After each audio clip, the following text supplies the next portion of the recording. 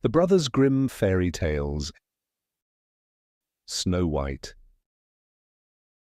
Once upon a time, in the middle of winter, when the flakes of snow were falling like feathers from the sky, a queen sat at a window sewing, and the frame of the window was made of black ebony.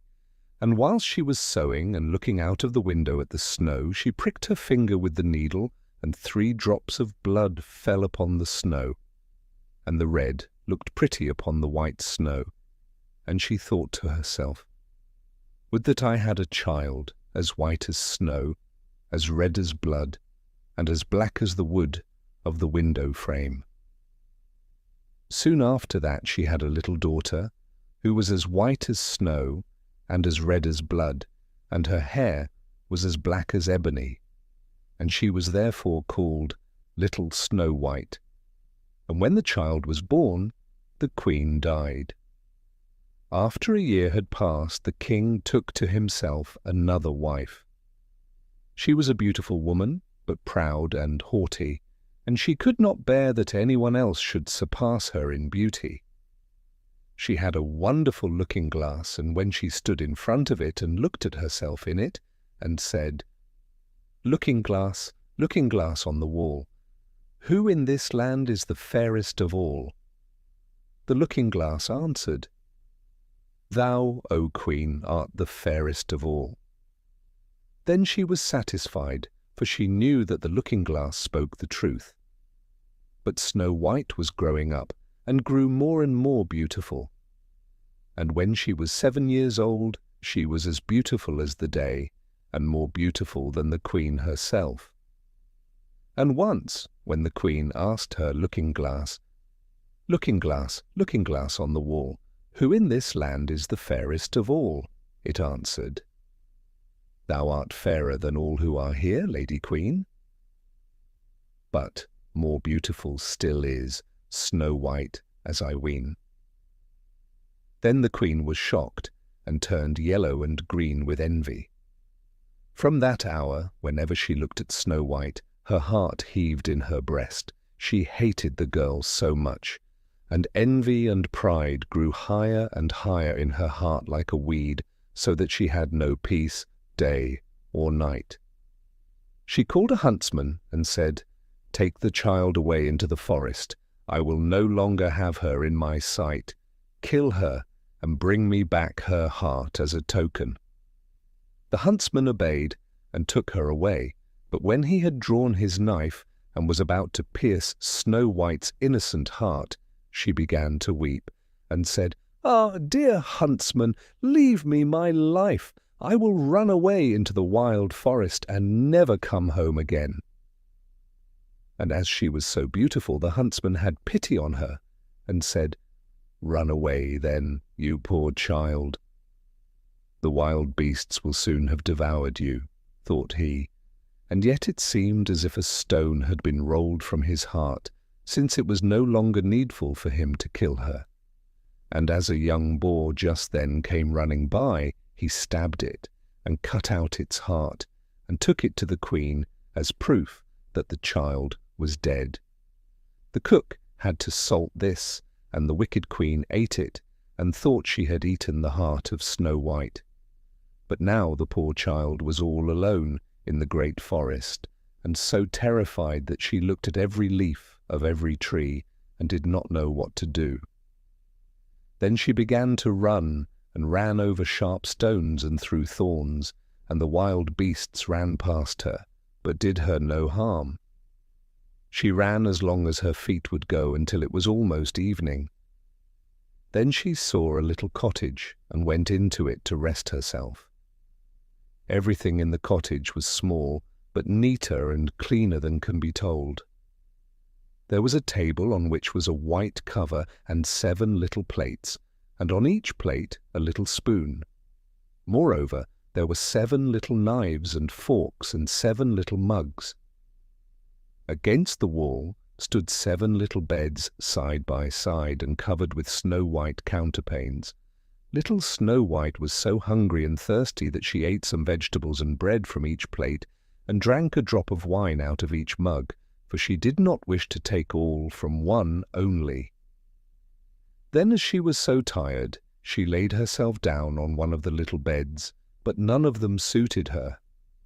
One was too long, another too short, but at last she found that the seventh one was right, and so she remained in it, said a prayer, and went to sleep. When it was quite dark, the owners of the cottage came back. They were 7 dwarfs who dug and delved in the mountains for ore. They lit their 7 candles, and as it was now light within the cottage, they saw that someone had been there, for everything was not in the same order in which they had left it. The first said, "Who has been sitting on my chair?" The second, "Who has been eating off my plate?" The third, "Who has been taking some of my bread?" The fourth, "Who has been eating my vegetables?" The fifth, "Who has been using my fork?" The sixth, "Who has been cutting with my knife?" The seventh, "Who has been drinking out of my mug?" Then the first looked round and saw that there was a little hole on his bed, and he said, "Who has been getting into my bed?" The others came up, and each called out, "Somebody has been lying in my bed too." But the seventh, when he looked at his bed, saw little Snow White, who was lying asleep therein. And he called the others, who came running up, and they cried out with astonishment, and brought their 7 little candles, and let the light fall on little Snow White. "Oh heavens! Oh heavens!" cried they. "What a lovely child!" And they were so glad that they did not wake her up, but let her sleep on in the bed. And the 7th dwarf slept with his companions, 1 hour with each, and so got through the night. When it was morning, little Snow White awoke, and was frightened when she saw the 7 dwarfs, but they were friendly, and asked her what her name was. "My name is Snow White," she answered. "How have you come to our house?" said the dwarfs. Then she told them that her stepmother had wished to have her killed, but that the huntsman had spared her life, and that she had run for the whole day, until at last she had found their dwelling. The dwarfs said, "If you will take care of our house, cook, make the beds, wash, sew, and knit, and if you will keep everything neat and clean, you can stay with us, and you shall want for nothing." "Yes," said Snow White, "with all my heart," and she stayed with them. She kept the house in order for them. In the mornings they went to the mountains and looked for copper and gold. In the evenings they came back, and then their supper had to be ready. The girl was alone the whole day, so the good dwarfs warned her and said, "Beware of your stepmother. She will soon know that you are here. Be sure to let no one come in." But the queen, believing that she had eaten Snow White's heart, could not but think that she was again the first and most beautiful of all. And she went to her looking-glass and said, looking glass on the wall, who in this land is the fairest of all?" And the glass answered, "O Queen, thou art fairest of all I see. But over the hills, where the 7 dwarfs dwell, Snow White is still alive and well, and none is so fair as she." Then she was astounded, for she knew that the looking-glass never spoke falsely, and she knew that the huntsman had betrayed her, and that little Snow White was still alive. And so she thought and thought again how she might kill her, for so long as she was not the fairest in the whole land, envy let her have no rest. And when she had at last thought of something to do, she painted her face and dressed herself like an old peddler woman, and no one could have known her. In this disguise she went over the 7 mountains to the 7 dwarfs, and knocked at the door, and cried, "Pretty things to sell, very cheap, very cheap." Little Snow White looked out of the window, and called out, "Good day, my good woman, what have you to sell?" "Good things, pretty things," she answered. "Stay laces of all colours?" And she pulled out one which was woven of bright-coloured silk. "I may let the worthy old woman in," thought Snow White, and she unbolted the door and bought the pretty laces. "Child," said the old woman, "what a fright you look! Come, I will lace you properly for once." Snow White had no suspicion, but stood before her and let herself be laced with the new laces. But the old woman laced so quickly and so tightly that Snow White lost her breath and fell down as if dead. "Now I am the most beautiful," said the queen to herself, and ran away. Not long afterwards, in the evening, the 7 dwarfs came home, but how shocked they were when they saw their dear little Snow White lying on the ground, and that she neither stirred nor moved, and seemed to be dead. They lifted her up, and as they saw that she was laced too tightly, they cut the laces. Then she began to breathe a little, and after a while came to life again. When the dwarfs heard what had happened, they said, "The old peddler woman was no one else than the wicked queen. Take care and let no one come in when we are not with you." But the wicked woman, when she had reached home, went in front of the glass and asked, Looking glass, on the wall, who in this land is the fairest of all?" And it answered as before, "O Queen, thou art fairest of all I see, but over the hills where the 7 dwarfs dwell, Snow White is still alive and well, and none is so fair as she." When she heard that, all her blood rushed to her heart with fear, for she saw plainly that little Snow White was again alive. "But now," she said, "I will think of something that shall put an end to you." And by the help of witchcraft, which she understood, she made a poisonous comb. Then she disguised herself and took the shape of another old woman. So she went over the 7 mountains to the 7 dwarfs, knocked at the door, and cried, "Good things to sell, cheap, cheap." Little Snow White looked out and said, "Go away, I cannot let anyone come in." "I suppose you can look," said the old woman, and pulled the poisonous comb out and held it up. It pleased the girl so well that she let herself be beguiled, and opened the door. When they had made a bargain, the old woman said, "Now I will comb you properly for once." Poor little Snow White had no suspicion, and let the old woman do as she pleased, but hardly had she put the comb in her hair than the poison in it took effect, and the girl fell down senseless. "You paragon of beauty," said the wicked woman, "you are done for now," and she went away. But fortunately it was almost evening when the 7 dwarfs came home. When they saw Snow White lying as if dead upon the ground, they at once suspected the stepmother, and they looked and found the poisoned comb. Scarcely had they taken it out when Snow White came to herself and told them what had happened. Then they warned her once more to be upon her guard, and to open the door to no one. The queen, at home, went in front of the glass and said, looking glass on the wall, who in this land is the fairest of all?" Then it answered as before, "O Queen, thou art fairest of all I see, but over the hills where the 7 dwarfs dwell, Snow White is still alive and well, and none is so fair as she." When she heard the glass speak thus, she trembled and shook with rage. "Snow White shall die," she cried, "even if it costs me my life." Thereupon she went into a quite secret, lonely room, where no one ever came, and there she made a very poisonous apple. Outside it looked pretty, white with a red cheek, so that everyone who saw it longed for it, but whoever ate a piece of it must surely die. When the apple was ready, she painted her face and dressed herself up as a countrywoman, and so she went over the 7 mountains to the 7 dwarfs. She knocked at the door. Snow White put her head out of the window and said, "I cannot let anyone in.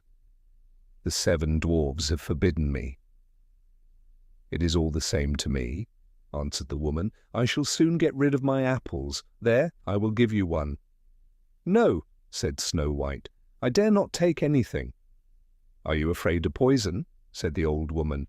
"Look, I will cut the apple in 2 pieces. You eat the red cheek, and I will eat the white."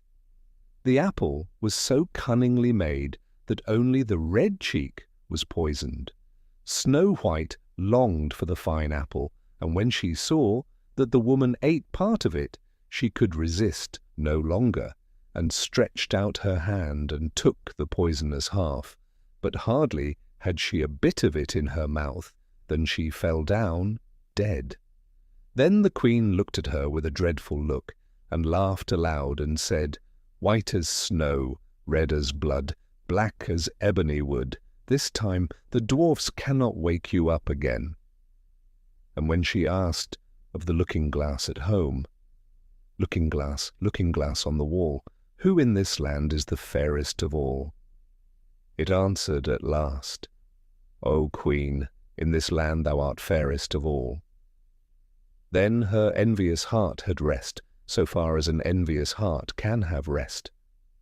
The dwarfs, when they came home in the evening, found Snow White lying upon the ground. She breathed no longer and was dead.